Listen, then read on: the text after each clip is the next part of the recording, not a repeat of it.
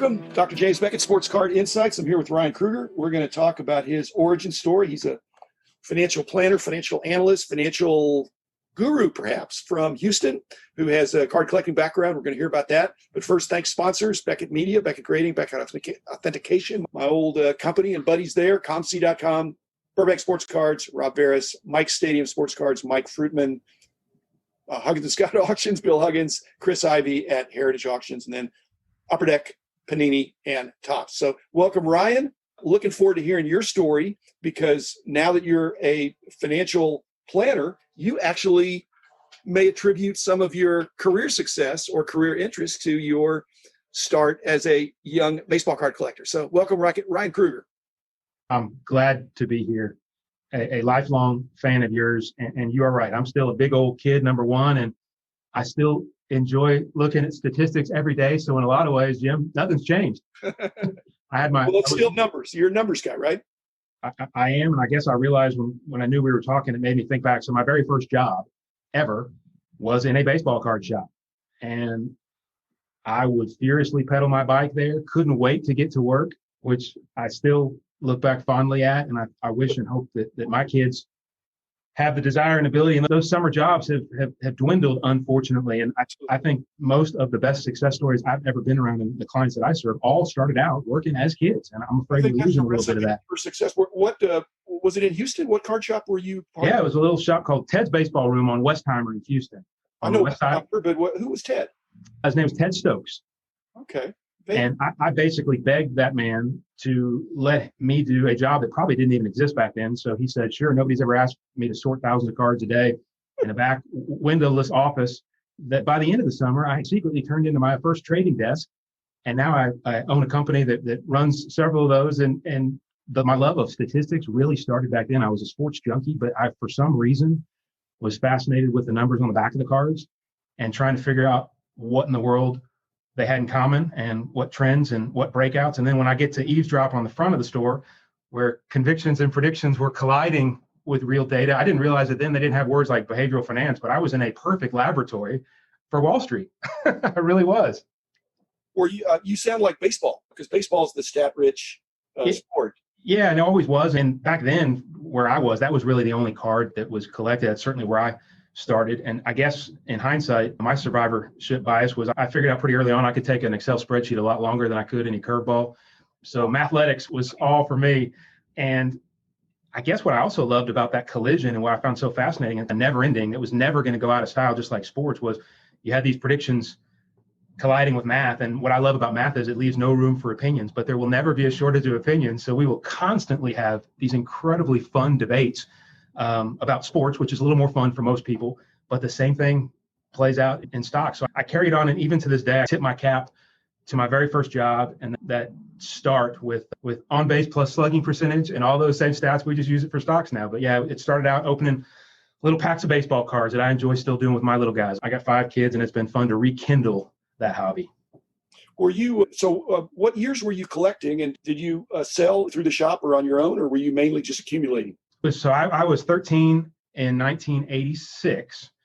So it would have been that summer, and no internet, as we had these back then, which I saved, and my kids get a kick out of this guy. And we had catalogs, and somehow or another, I figured out that, wow, if somebody in Houston, Texas, that everybody absolutely knew what was going to happen might be selling in Cleveland for a nickel, I could call a store and a catalog and get them to ship me a couple hundred of those suckers. And then all of a sudden, the inventory warehouse guy turned into a mini dealer in the back. Well, did you have people come in the back there? Were you transferring business? I guess eventually, I don't know exactly, but in hindsight, I'm sure I should be grateful for the kindness of Ted and probably some of the older guys there. I eventually got a table and eventually would do shows and eventually built my own little collection, and they let me in their rotisserie baseball league, which back then, that was before analytics, as we did old stats by regular mail.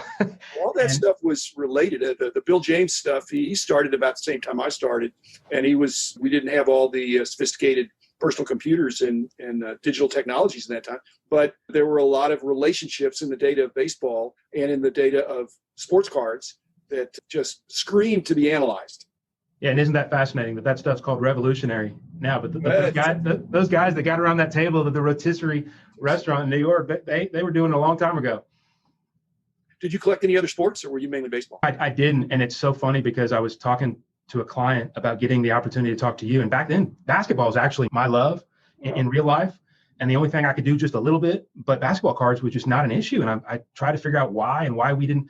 I mean, it was such an afterthought that I'll never forget. In high school, a science project, and my buddy that when I told him that I was talking to you and I updated him on some of the new numbers, he reminded me that his project where he had taped and cut out just the faces. And of course, he only used the faces that a couple of kids in the class would recognize. The science project was entirely made up of the 1986 Fleer basketball set that he had cut up. Well, where is that project now? I have not had the heart to send him a chart of a box of those cards versus Microsoft IPO in 1986. Did you drop out of the organized hobby for a while and then come back? I mean, I really did. I lost complete touch. And as I started thinking about trying to track you down and get me up to speed, I guess when I started coaching Little League for my little guys, I wanted to bring them packs of baseball cards, like 10 years ago maybe is when and not being able to find one of those at a drugstore or a grocery store probably should have been my first clue that the industry is about to boom again because supply had dwindled. And all of the stuff that's happened and all the popularity and the demand, to me, there's just nothing that replaces going to a drugstore and opening a pack of cards with your son. And that breaks my heart just a little bit that we're missing that on the really early end for those kids and make it accessible. So I'm trying to bring that back, and I'll bring those packs to practice and they open them up and they still get the biggest thrill as they should. But that whole generation of young kids really hadn't experienced that like you and I did. Well, at the Hope, I haven't heard this said very much, but the regular packs that the card companies, my sponsors, are promoting are dollars per pack and tens of dollars, and in some cases hundreds of dollars per pack. But the repack market, if you wanted to put together a parcel of cards for your kids, you can get 100 cards for $1, and they wouldn't be necessarily current players, but it might be a sprinkling of base cards from the president and a variety of sports.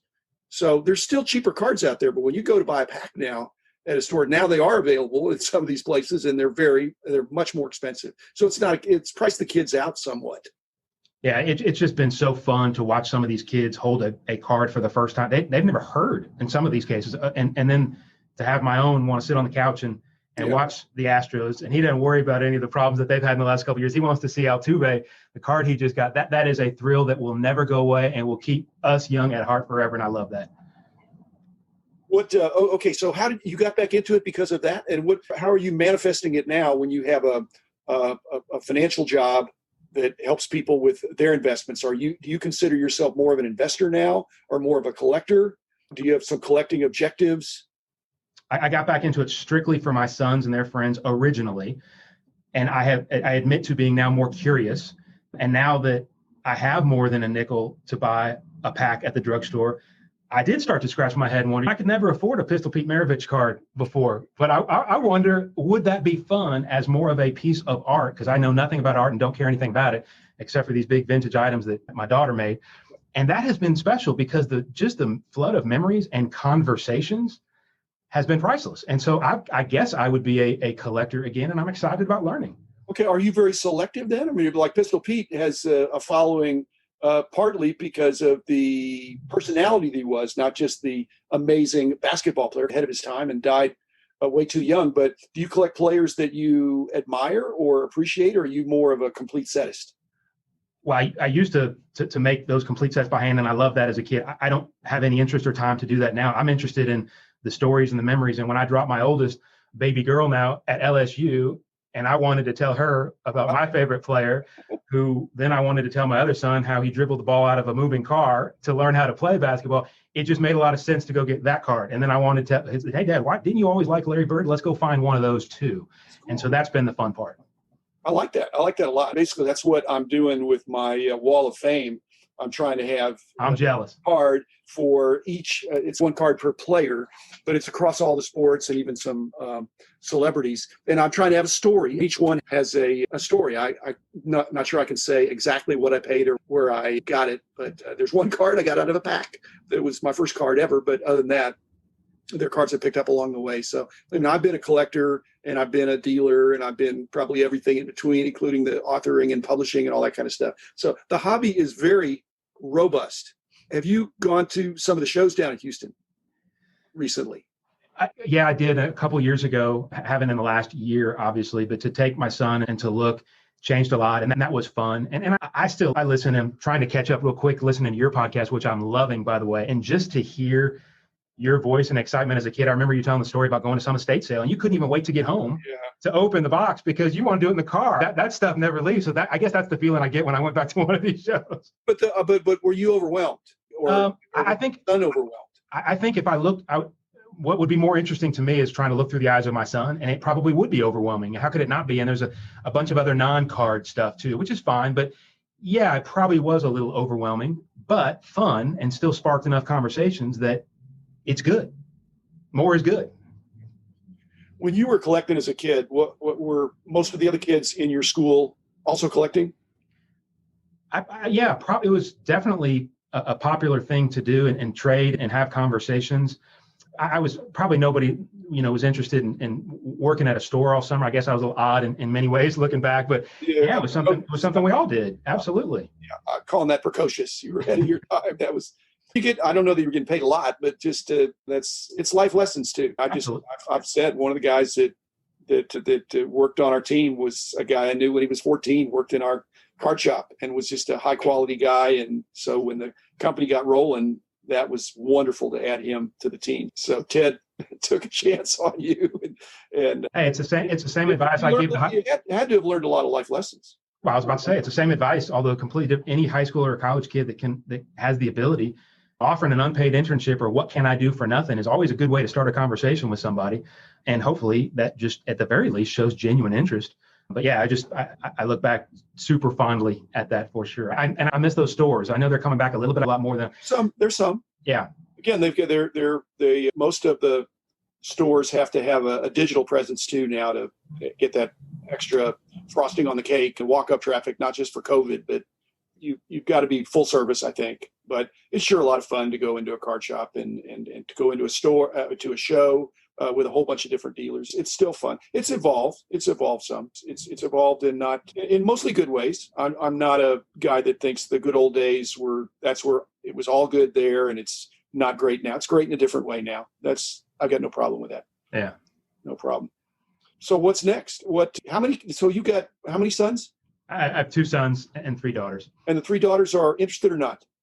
2 of them are younger and they're super sporty. So why not? They'll certainly, they're allowed in the big sports room too. So yeah, they might be. Soccer's coming on strong. I'll tell you, I hope you're not 6 months too late, but soccer has really exploded in a good way in the last 6 months. I'm interested to see what happens with the growth of your industry and this hobby of football seems to be awfully interesting to me.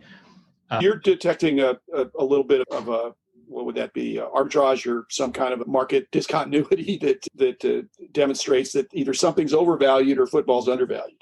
And I think as close as that sport may in some people's minds have gotten to going extinct, there is something special about that sport. And you and I here in Texas know it well, and I guess we've been all reminded of values that mean the most to us in a year like this year. Gosh, I'm looking forward to watching some good old pigskin and to be able to sit on the couch with my son and talk about one of those players and he might be able to hold that card in his hand. I'm looking forward to that. Let's end on that positive note, Ryan, before you tell me that your team is the best team in Texas. No, he's got a Dak Prescott rookie already. Okay. Thanks, Ryan Krueger. Thanks, listeners. We'll be back again tomorrow. I'm going to get Ryan back. We're going to talk about his profession next time I get him on here, because I think there's some people who would be curious about how a financial advisor, somewhat financial planner guy looks at our industry with affection, but with probably professional glasses, not just rose-colored glasses. So thanks, Ryan. Thanks, listeners. Be back again tomorrow with another episode.